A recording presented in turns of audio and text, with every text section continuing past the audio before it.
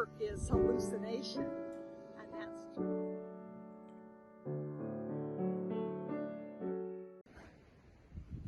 My setting today is different than usual. You usually see me in my backyard, but today I'm in Wrightsville Beach, North Carolina.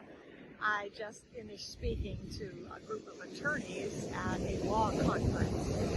And one of the things that came up in our discussion, the topic was less clutter, more life, leave a legacy that matters. And we talked about how clutter and overwhelm and disorganization is an obstacle to that. And the theme that was throughout everyone who was there is the issue of being overwhelmed. There's no question that being a business owner is hard work. Pastor Nicky Gumbel from England says, vision without work is hallucination. And that's true.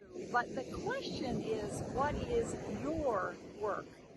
I think that often we end up, number one, doing work that we weren't intended to do, or work that we're not particularly skilled at doing.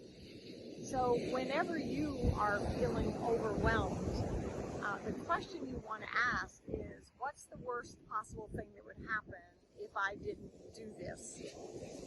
If you're not willing to live with the consequences of that, it has to be done. So then another question might be, am I the right person to be doing it? Is this the skill that God has given me? And to be successful in entrepreneurship, it's not about doing it yourself, but by surrounding yourself with people whose skills match yours.